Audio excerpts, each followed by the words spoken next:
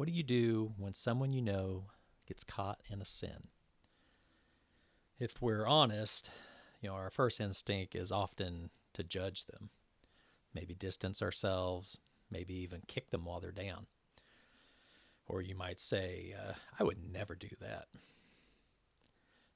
Paul says, if you're spiritual, if you're walking by the Spirit, your response should be completely different. You're to restore them gently. Why? Because you could easily fallen yourself.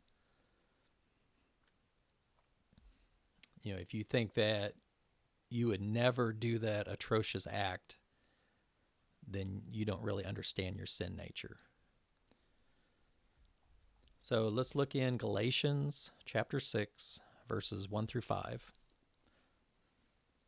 So Paul shows us what it looks like to fulfill the law of Christ, which is, to love. Not the love that overlooks the sin, but the love that restores a brother. Because the idea of you want to restore the brother back into faithful service of the Lord. And, love that bears one another burdens, love that examines yourself instead of comparing yourself or judging others. This is walking by the Spirit. This is real life. So let's look at Galatians chapter 6, 1 through 5.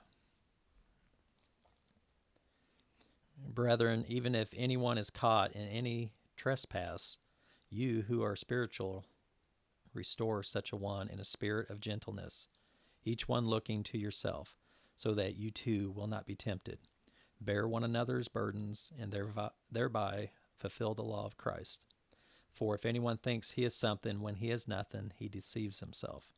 But each one must examine his own work, and then he will have reason for boasting in regard to himself alone, and not in regard to another.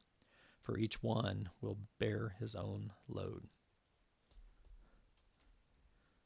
So, let's break it down verse by verse and see what Paul is actually saying here. So, verse 1, brethren, even if anyone is caught in any trespass, you who are spiritual, restore such a one in a spirit of gentleness, each one looking to yourself, so that you too will not be tempted.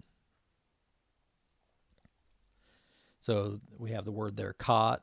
The verb there is to learn something by surprise, and he's talking to the one who is spiritual, so that'd be the one who is walking by the Spirit.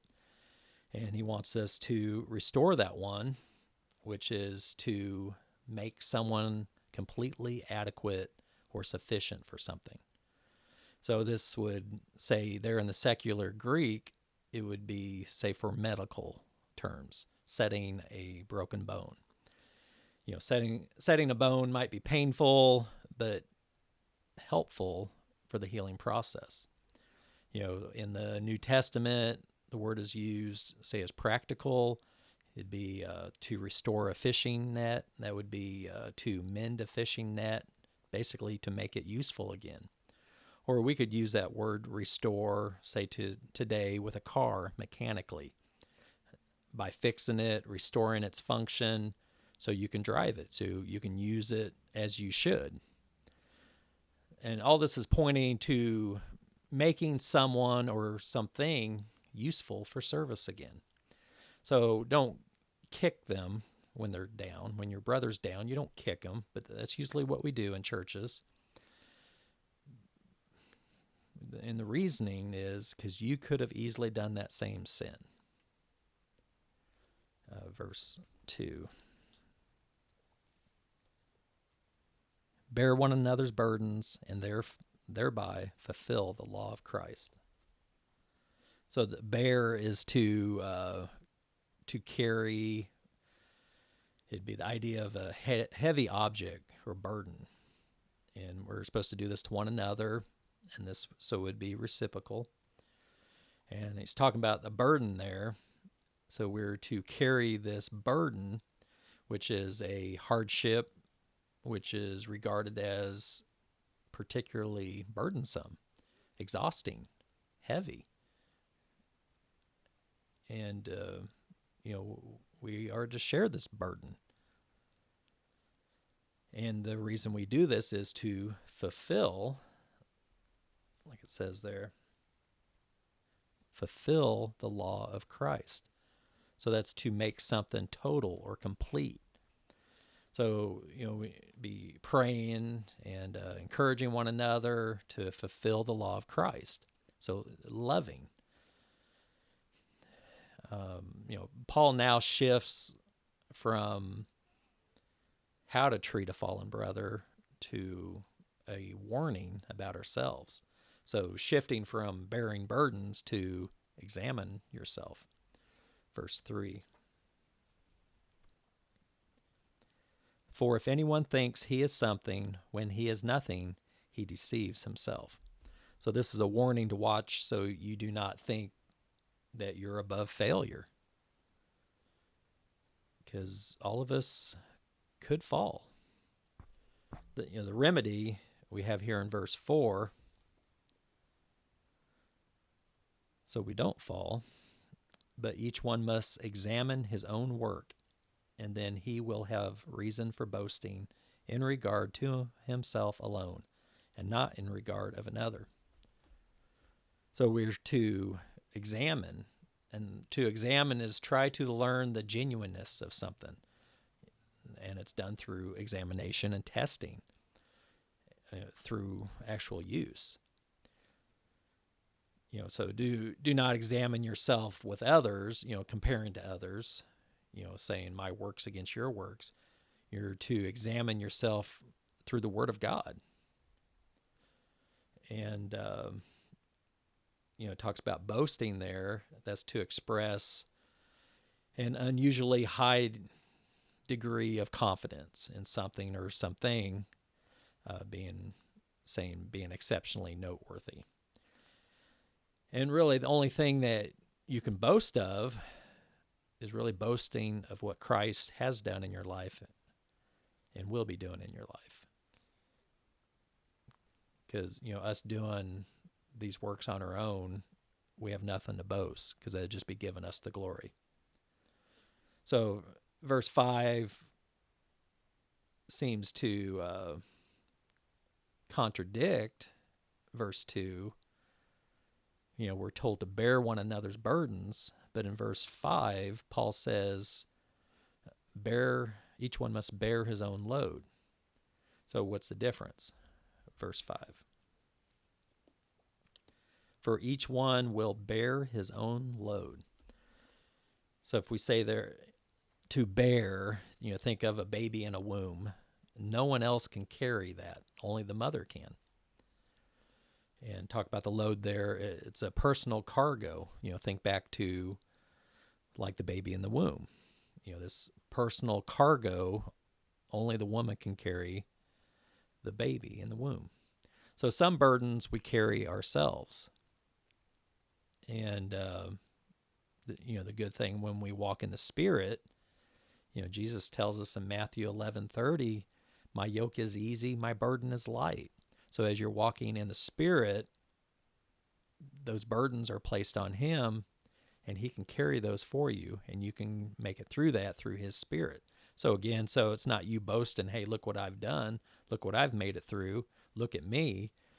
It's so we can boast in Christ, Christ helped me through this. So again, it's Christ getting the glory and not you. So when you're walking by the Spirit and boasting in Christ alone, the personal load you carry becomes light. You're not carrying the weight of trying to be spiritual on your own effort. And that's so many Christians right now.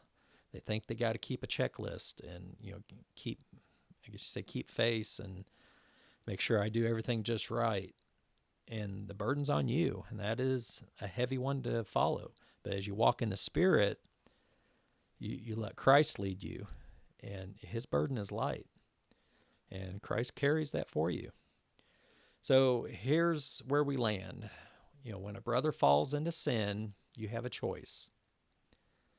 Probably in the past, you've always kicked him when he's down, but or judged him, distanced yourself. or maybe even felt a little superior, thinking, I'd never do that. Or you can do what the Bible wants us to do, and that is to restore him gently. This way, as you're walking in the Spirit, that's how you can do it. And, you do it gently because you could have easily done that same sin. So Paul says, bear one another's burdens, pray for each other, encourage each other, walk alongside each other in the good times and the hard times. That's how you fulfill the law of Christ, which is love. But here's the warning. Don't think you're above failure.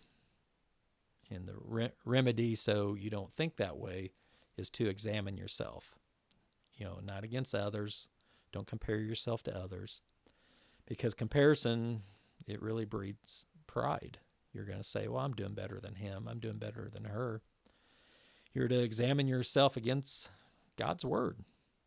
The only thing you examine yourself against. It's Christ's standard.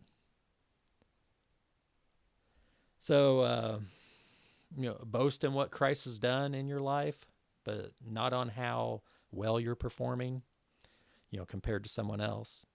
And remember, some burdens we bear together, but each of us will bear our own load. There are some things like death, like giving an account before God, that you must face alone. We will all appear before the judgment, there at the judgment seat of Christ, give an account for what we've done, whether good or bad. No one else can stand there for you. So walk by the Spirit, love your brother, restore gently, bear burdens together, examine yourself, and carry your own load with humility, knowing that Christ's yoke is easy and his burden is light. So don't kick your brother when he's down. Restore him back into faithful service for the Lord. That's what love does. Thanks for watching.